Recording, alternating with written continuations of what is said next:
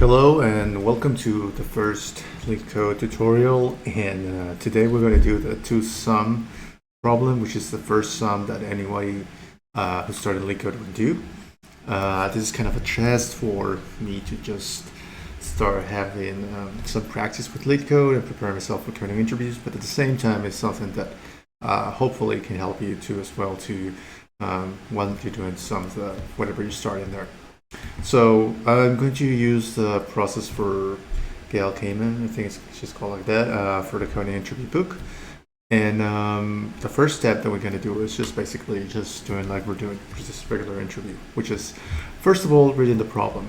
Now here it is, given an array of integers, sums and targets, returning the indices, which is important, of two numbers such as that they add up to target.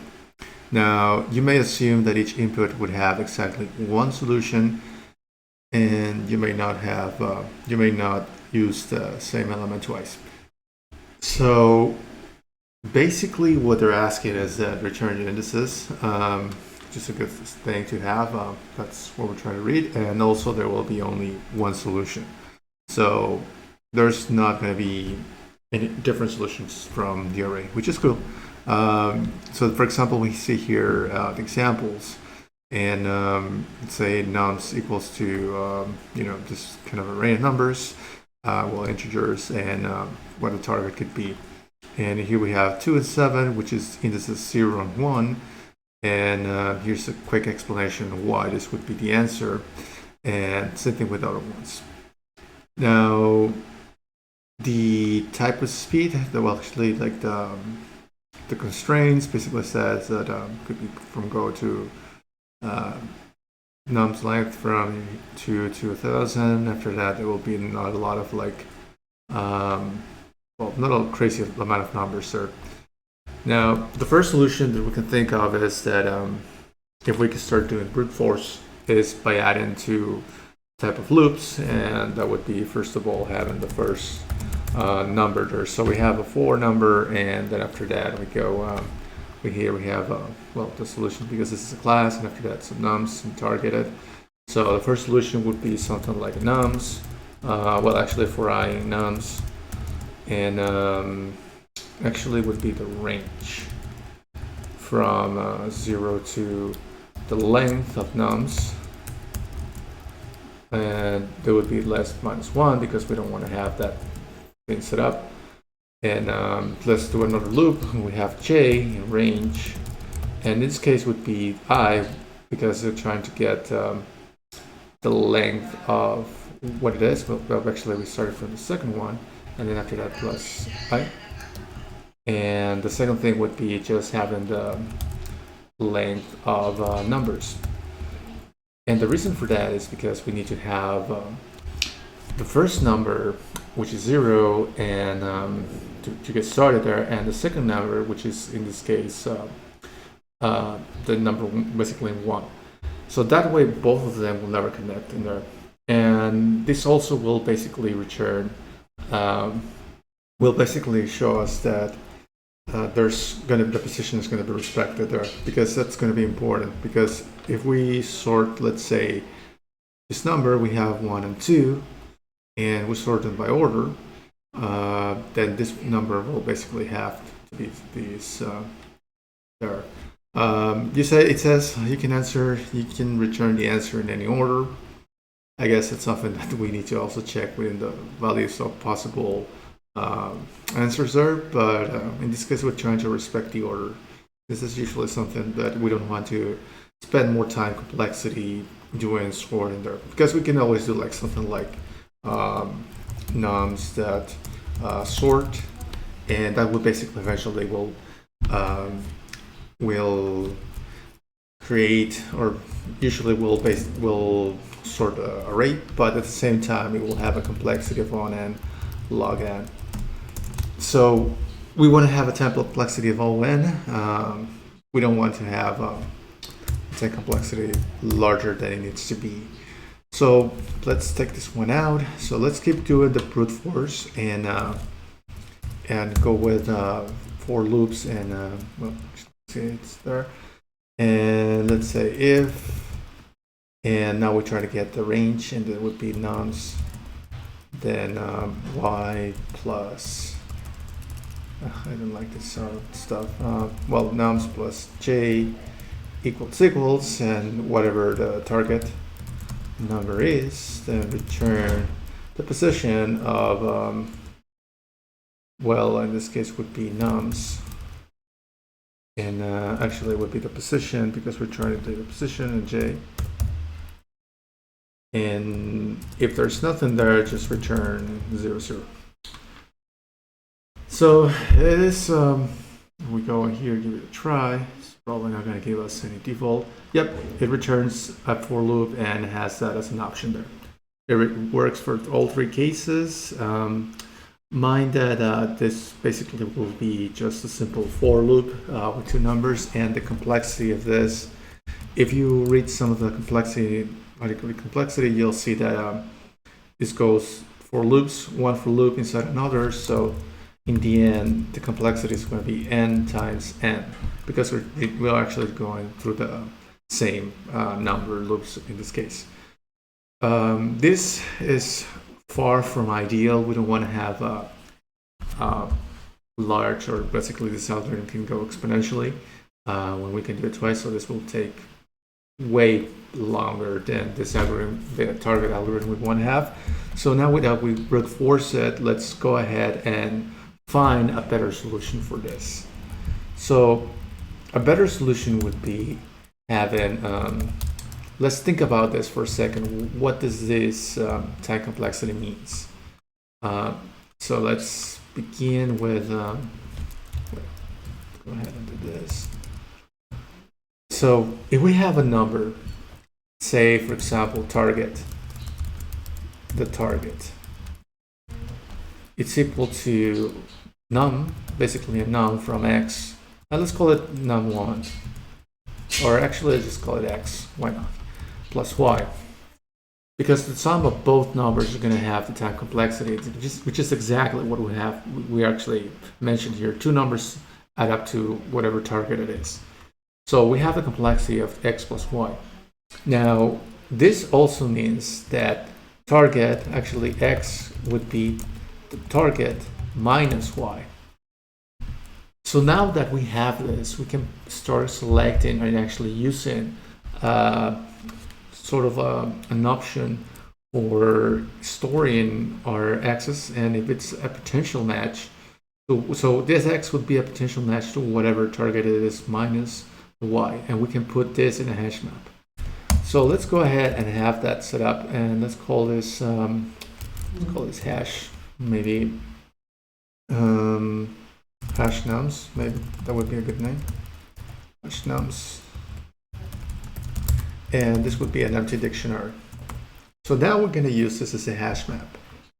Let me just erase this because we don't really want to have, actually let me just keep it, because it's always easy to just have that as a point of reference. We can always delete it later. We're just explaining what this will do. So we're still going to go, we're still going to make a for loop for the iterations, but this time we'll only do it for one time because we just want to go this once. And we're going to use a greedy algorithm in which we're going to use, keep in mind some of the values for the numbers. So for example, we want to know the position and we want to know the number. And in this case, we want to have to use a value, use enumerate. Just I can't spell today. And this, if you have some options here, you can test it. You can see that it will return the position and the number there, if it's probably set up there. Let me just go to source, results. For some reason, it's not returned in the raw results, which is exactly what I would like to have. There it is. So it's returning the position and the results of whatever number it is. So we have 2, 7, 11. And then after that is when the first one returns the position and the second one returns the value of things, which is exactly what we want to have. Now, we want to keep in mind that what a potential match is. So potential, because we want to have this X as a potential match. So let's call this potential match, and let's call this the target, which is the target number minus whatever the number is currently. Then after that, sorry for the semicolon, all habits die hard. So let's go ahead and just go with a potential match equals target minus num. And let's check if this potential num, so this potential match is in hash nums, then you'll basically be able to know that you have the right number. So you basically will have to return the potential map,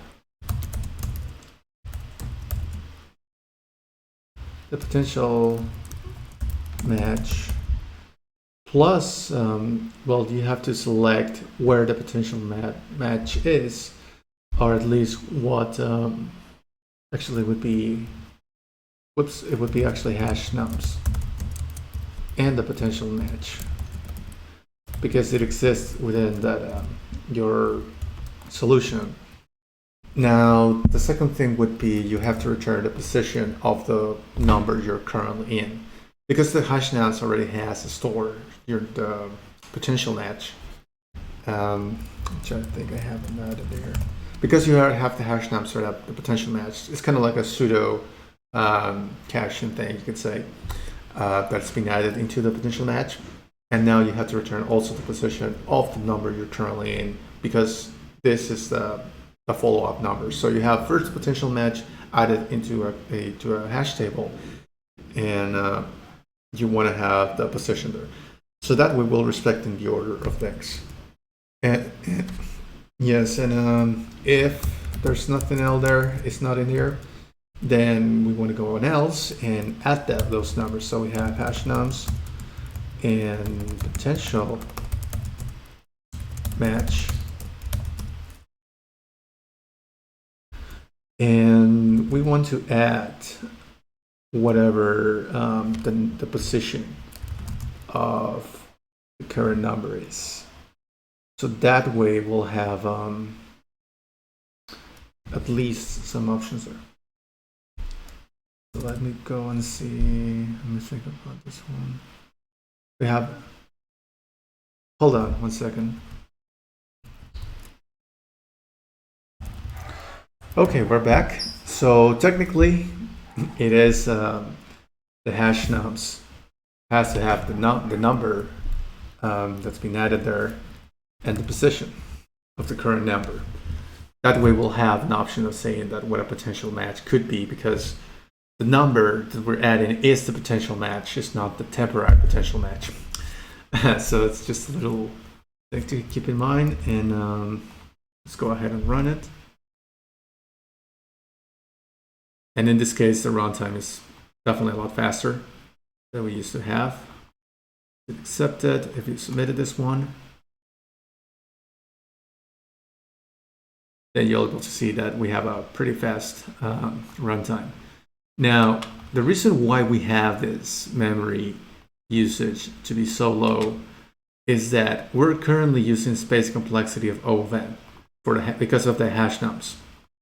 Now, this is the type of complexity that, or the type of problems that you have to determine what are you going to amortize. You're going to have either time complexity added or space complexity being used to set up there. Because one way to actually set up this option is by having the time complexity of n log n and the space complexity of 1. That way will be just by us sorting the algorithm, because that's why where n log n comes in, because we have this sort of function. And finally, we'll have the space complexity of 1, because we're going to loop through the we're going to use the hash table as well, but we're going to loop through the options one at a time. And that's how we're going to basically find the solution. That's why memory is so low. At least, we have using a lot of memory for this one, but the runtime is going to be pretty fast. So keep it in mind that in this case, we're trying to go for fast, and one time there will be options we have for memory. And yep, that's exactly whatever the solution you want to have, or at least if you find a solution that is faster, but it takes a lot of memory, always argue what you're choosing that solution over the other one, depending on what is going to be the application of this algorithm. So thank you very much for watching this. If you have any questions, feel free to ask, or if you have any requests, and I'll see you next time.